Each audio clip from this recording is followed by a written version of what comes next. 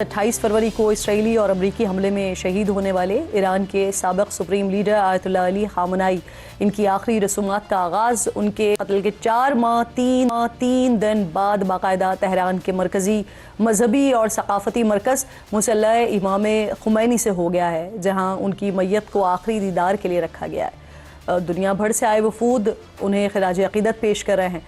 Ayatollah Ali खामनाई के साथ शहीद होने वाली उनकी अहलिया, दामाद, एक बहू और 2 बरस की नवासी के ताबूत भी आखिरी दीदार के लिए रखे गए हैं। साबिक ईरानी रहबरे आला की आखिरी रसूमात में शिरकत के लिए पाकिस्तान से फील्ड मार्शल सैयद आसिम मुनीर, वज़ीर आज़म शहबाज शरीफ, नाइब वज़ीर आज़म इसहाक डार, वज़ीर दाखिला मोहसिन नकवी, बिलावल भुट्टो ज़रदारी, वज़ीर आला सिंध मुराद अली शाह और वफाकी वज़ीर इत्तलात और नशरियात अताउल्लाह तारड़ समेत दीगर अफराद भी ईरान गए। कई ममालिक से अली खामनाई की आखिरी रसूमात में शिरकत के लिए सियासी, मजहबी और सिक्योरिटी की अहम शख्सियात आ चुकी हैं और अब भी उनकी आमद का सिलसिला जारी है।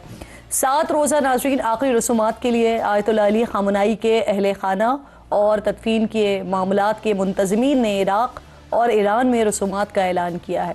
ईरानी हुक्काम को जनाजे में 1,50,00,000 से ज़ायद तकरीबन 2 करोड़ अफराद तक की शिरकत की उम्मीद है।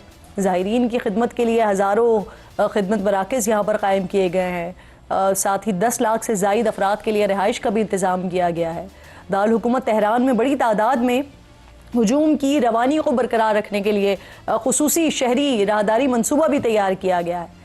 ईरानी सरकारी हुक्काम ये दावा कर रहे हैं कि 800 गैर मुल्की सहाफ़ी इस तकरीब की कवरेज कर रहे हैं।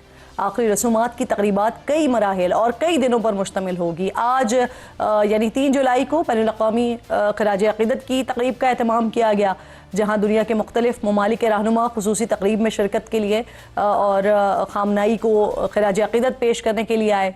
फिर कल और परसों यानी 4 और 5 जुलाई को ग्रैंड मुसल्ला में अवामी अलविदा की 2 रोज़ा तकरीब होगी। 4 जुलाई को ईरानी मकामी वक्त के मुताबिक सुबह 6 बजे ग्रैंड मुसल्ला के दरवाजे खोल दिए जाएंगे और 5 जुलाई को रात 8 बजे ये दरवाजे बंद कर दिए जाएंगे। मरकज़ी नमाज जनाजा 5 जुलाई की सुबह अदा होगी।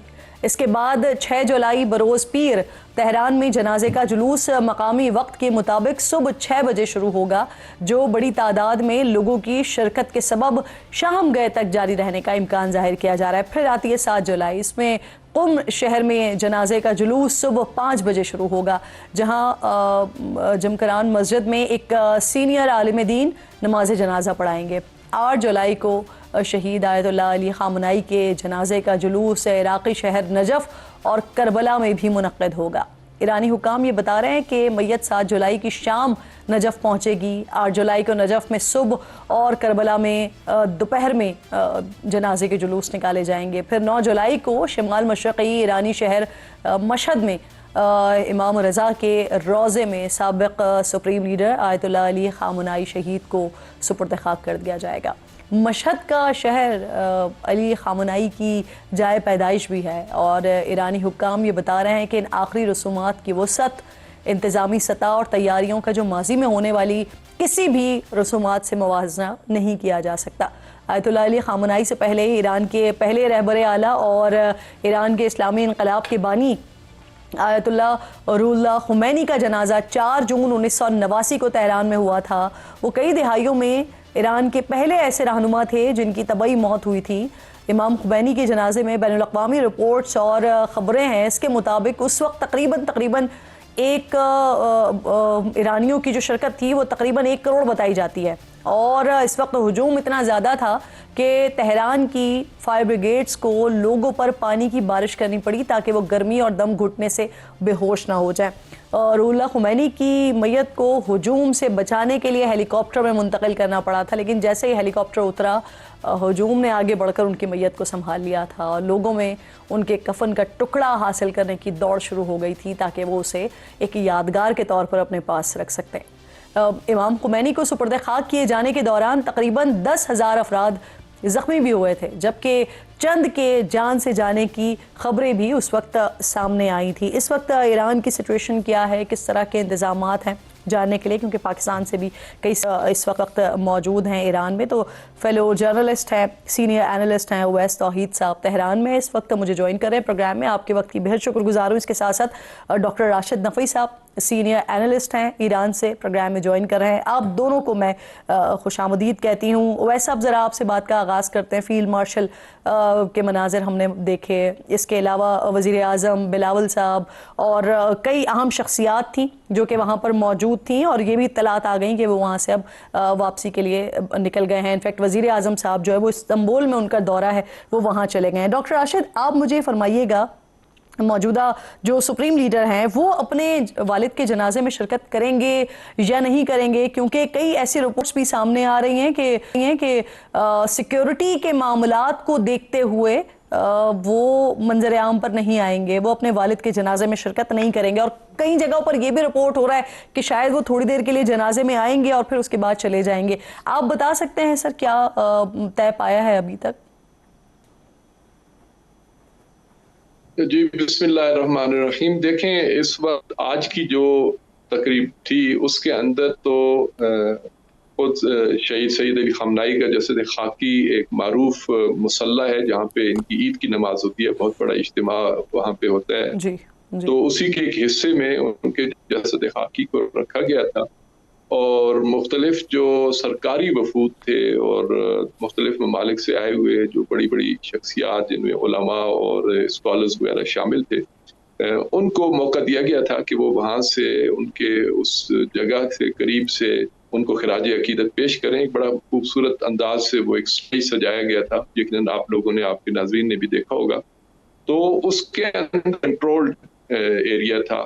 کنٹرول مراد یہ ہے کہ جو اس بڑے ایریا کے اندر ایک بلڈنگ تھی، اس کے اندر یہ سارا پروگرام یا یہ سارے امور انجام پائے. اس کے اندر اوپنلی کچھ لوگوں کو دکھایا بھی جا رہا ہے اور کچھ کو شاید نہ بھی دکھایا جائے، اور نہ دکھائے جانے والوں میں اس بات کا بھی امکان ہے کہ موجودہ رہبر جو ہیں وہ آئے بھی ہوں، انہوں نے اپنے والد کی اس میں شرکت بھی کی ہو، لیکن شاید میڈیا نے اس کو کور نہ کیا ہو. یہ میں اپنا امکان ظاہر کر رہا ہوں، یقینی بات نہیں کر رہا. ممکن ہے کچھ دیر کے بعد اگر ان کے اس کے اندر ہو تو وہ خود بھی آئیں بھی اور اس کو میڈیا بھی سامنے لے کے آئے. ابھی تک تو ہمارے جیسے لوگوں کے پاس، میڈیا کے پاس تو یہی ہے کہ وہ امکان ہے کہ وہ تشریف لائیں گے.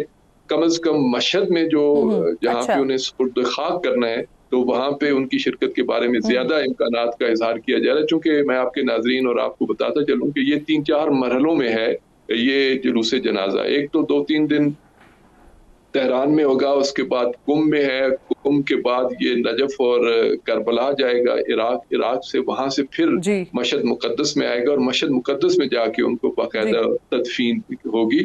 تو امکان یہ ہے کہ مشہد میں سید بالکل آپ کی بات درست ہے، میں نے بھی وہ سارا کا سارا معاملہ بتایا. اچھا مجھے سر اگر آپ یہ بھی بتا سکیں کہ اگر مشہد ہی دوبارہ جنازہ آتا ہے اور پھر یہیں پر ہی سارے معاملات ہوتے ہیں تدفین کے، تو یہ فرمائیے گا کہ کیا یہاں پر مشتبہ خامنہئی خود پھر نماز جنازہ پڑھائیں گے؟ کیونکہ یہ بھی ابھی کلیئر نہیں ہو رہا ہے. ایک سینئر عالم کے بارے میں کہا جا رہا ہے وہ جنازہ پڑھائیں گے.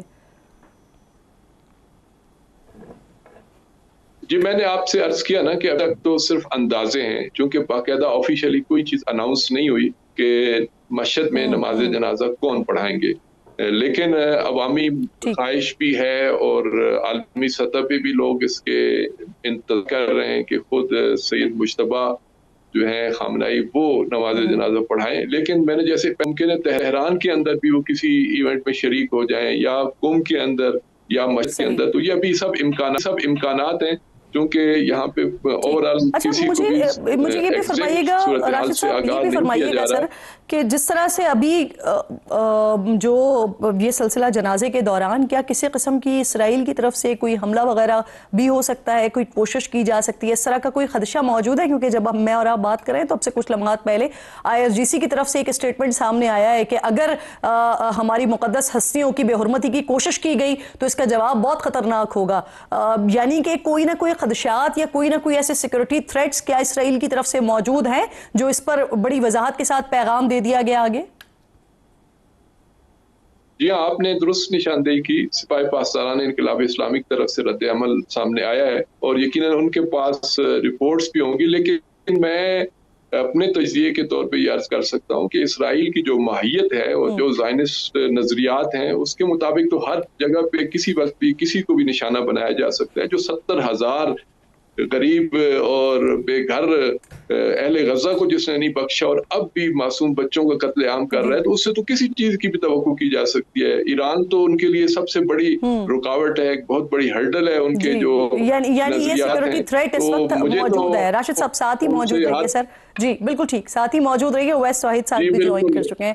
بہت شکریہ اویس صاحب. یقیناً جو اس وقت وہاں پر مناظر ہیں میں دیکھ بھی رہی ہوں، صبح سے فالو بھی کر رہی ہوں، اور بتایا یہ جا رہا ہے کہ وہاں پر جو پاکستانی صحافی ہیں ان کو باقاعدہ طور پر جس طرح سے ایرانی عوام مل رہی ہے یا ایک سوگ کی کیفیت ہے وہاں پر، لیکن ایرانی عوام یہ بتا رہی ہے پاکستانی جتنے بھی صحافی ہیں ان کو کہ وہ سمجھتے ہیں اس بات کو کہ سب سے بڑا کردار پاکستان نے ادا کیا ہے. اور پھر اسی کردار کو دیکھتے ہوئے جس طرح سے ہماری پوری کی پوری آلموسٹ قیادت وہاں پر موجود، وزیر اعظم صاحب بھی، فیلڈ مارشل بھی، دیگر اعلیٰ سطحی قیادت بھی، ایک بڑا اسٹرانگ میسج بھی گیا ہے. اس کے علاوہ بھی پھر ہم دیکھ رہے ہیں کہ وہاں پر 90 سے زائد ممالک کے وفود ہیں جن کی شرکت یا ہونی ہے یا ہو چکی ہے. آپ نے کیا دیکھا سر؟ نہیں کرن، دیکھیں آپ نے اپنے ابتدائیے میں تو سارا بیان کر دیا کہ ایک اسٹرانگ میسج گیا ہے کہ ہمارے فیلڈ مارشل جنرل ناصر منیر، پوری سیاسی قیادت، خود یوسف رضا گیلانی اور فیصل کنڈی صاحب کل میرے ساتھ جہاز میں ہی تھے جب یہاں پہ میں تہران میں لینڈ کیا ہوں. تو ایک بہت بڑا ایک اسٹرانگ میسج 1947 سے جو ایک بردرلی ایک ریلیشن شپ ہے ایران کا. ایران the first country جس نے ریکگنائز کیا پاکستان کو آفٹر اس کریشن ان 1947، اور پھر جس طرح ایک سال کے اندر 2 دفعہ جنگ کے دوران ہماری سول اور ملٹری لیڈرشپ نے جس طرح ساتھ دیا ہے، اور جس طرح جنرل ناصر منیر صاحب نے ایک آرکیٹیکٹ کے طور پہ ایمرج ہوئے ہیں کہ جنہوں نے بروکر کی ڈیل خود اس جنگ کے دوران 2 دفعہ دورہ کیا جہاں پہ اسٹارٹ لگ رہی تھی کہ کہیں اسٹیل میٹ تو نہیں آ گیا. اس دوران پھر انہوں نے ریزیوم کیے ٹاکس. ایک بہت بڑا کردار برج کا. اور آج میں آپ کو وہ مناظر بتاتا ہوں، تجزیہ رہنے دیتے ہیں، جو میں پورے شہر کا ایک دورہ کیا میں نے 2-2.5-3 گھنٹے کے لگ بھگ، اور اپ اسکیل ایریاز میں گیا، اور جو لوگ ہیں گروپس کے اندر وہ ملک کے مختلف حصوں سے، قصبوں سے، دیہاتوں سے، شہروں سے وہ اب آنا شروع ہو گئے ہیں. زیادہ تر سیاہ لباس میں ملبوس ہیں، اور ہزاروں کی تعداد میں پوسٹرز، بینرز اور سینگز جو آیت اللہ خمینائی صاحب شہید کی وہ وہاں پر آویزہ ہیں. اور جگہ جگہ پہ سٹالز لگے ہوئے ہیں جہاں پہ پاسداران کے ہیں لوگ. سیکیورٹی بہت اسٹرکٹ ہے، جس طرح آپ ابھی بات کر رہی تھی سیکیورٹی کنسرنز کی. میں خود مصلی امام خمینی جہاں پہ جسد خاکی ہے اس وقت، جس وقت جسد خاکی موجود ہے امام آیت اللہ علی خامنہئی صاحب کا، وہاں پہ میں قریب سے گزرا ہوں تو بہت اسٹرکٹ سیکیورٹی تھی. اور جو ایک گرینڈ فیئرول دینے کا جو ہے اس پوری قوم کا، میں نے اور لیڈران کے اتنے نہیں دیکھے. ہاں، شہیدوں کے جو IRGC کے لیڈران ہیں، سیاسی قیادت ہے، لارجانی صاحب شہید کی تصویریں دیکھی ہیں، لیکن زیادہ تر جو ہے آیت اللہ خمینائی جنہوں نے 36 سال تک جو ایک مشکل حالات کے اندر ایرانی قوم کو اور ایران کی جو ایک بہت ہی مشکل حالات تھے اس کے اندر جس طرح گائیڈ کیا ہے، وہی ایک گرینڈ فیئرویل دینا چاہ رہے ہیں. اور دوسرا جو ایک عام تاثر مغربی ملکوں کے اندر ہے کہ جی یہاں پہ کوئی خواتین جو ہیں ساری حجاب کے اندر ہیں. ایسا بھی نہیں دیکھا میں نے. لڑکیاں نارمل جینز ٹی شرٹس کے اندر بھی دیکھا، اور لڑکوں کے ساتھ کھڑی ہوئی ہیں گروپس کے اندر، اپ اسکیل ایریاز کے اندر، چوراہوں کے اوپر موٹر سائیکلیں چلا رہی ہیں. تو وہ، اور دوسرا ایک دیواروں پر میں نے گریفٹی دیکھی کہ ابھی تک امریکہ مرد آباد کے نعرے لکھے ہوئے ہیں پرشین کے اندر، اور پھر ساتھ میں کہ ہمارے رہبر، جی بالکل، اور ساتھ میں جو ہے وہ کہ جو دشمن ملک ہے امریکہ، اس نے ہمارے رہبر کو شہید کیا. تو کل 4 اور 5 تاریخ کو ایک اور بھی بڑی اہم سچویشن جو آپ نے جس طرف آپ نے اشارہ کیا کہ ایک سلسلہ چل رہا ہے سیاسی چیلنجز، سماجی چیلنجز، اور اس وقت جب آخری رسومات ہو رہی ہیں شہید سید آیت اللہ علی خامنہئی کی، تو اس وقت بھی یہ سماجی اور سیاسی چیلنجز تو موجود ہیں ایران میں. اب اس کے ساتھ ساتھ ایک مذہبی پہلو بھی بڑا امپورٹنٹ ہے. تو یہ فرمائیے گا کہ آپ وہاں پر یہ سارا سچویشن، اس وقت سارے مناظر کو دیکھ رہے ہیں، کیپچر کر رہے ہیں، کیا یہ موقع سر اقتدار کی منتقلی اور ایران میں علی خامنہئی کی شہادت کے بعد جو سیاسی نظام کا استحکام ہے اس کے لیے بھی یہ ایک اہم کردار ہو سکتا ہے؟ اور کیا اس کو کنسیڈر کیا جا سکتا ہے مجتبیٰ علی خامنہئی کی بیعت کو لے کر؟ مجھے ایسا ہی لگتا ہے کہ مجتبیٰ خامنہئی صاحب جو ہیں، ان کا جو کردار ہے، ان کی جو قربانیاں ہیں، کہ ان کی اہلیہ، ان کے والد آیت اللہ خامنہئی صاحب، ان کی والدہ شہید کر دی گئیں، اور پھر جس طرح انہوں نے اس طرح امن معاہدے کے دوران اور جس طرح جنگ کے دوران جو ہدایت دیکھے، جو لیڈرشپ دیکھے، جو کردار ادا کیا ہے، تو ان کا ایک کردار ایک آلریڈی ایک سپریم لیڈر کے طور پر ہو رہا ہے. ہو سکتا ہے کہ اگر آیت اللہ خامنہئی صاحب حیات ہوتے اور اس وقت کوئی اور صورتحال ہوتی، جنگ کی نہیں ہوتی اور ان قربانیوں کا سلسلہ نہیں ہوتا، تو شاید مجتبیٰ خامنہئی صاحب سپریم لیڈر نہیں منتخب ہوتے.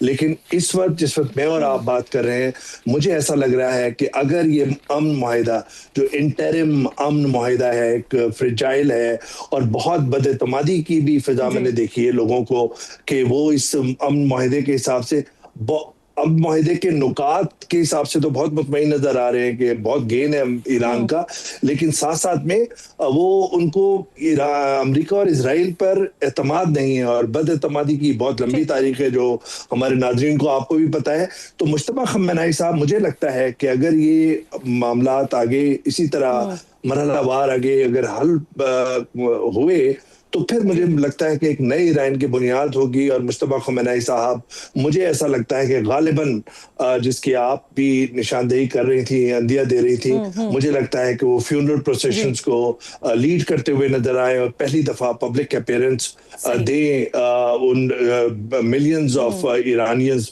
جو اس وقت گرینڈ فیئرویل کے لیے. لیکن تاوقت یہ کہ جب ہم بات کر رہے ہیں اس وقت تک یہ کلیئرٹی اس وجہ سے بھی نہیں آ رہی ہے اویس صاحب کہ سیکیورٹی کنسرن اور ریزنز موجود ہیں وہاں پر. اور ابھی تھوڑی دیر پہلے ہم نے IRGC کے حوالے سے بھی تذکرہ کیا کہ جنہوں نے ابھی کچھ ہی لمحات پہلے یہ سٹیٹمنٹ بھی دیا ہے کہ کسی بھی قسم کی اگر کوئی کارروائی کرنے کی، کوئی حملہ کرنے کی کوشش کی گئی تو جواب بہت زیادہ خطرناک آئے گا.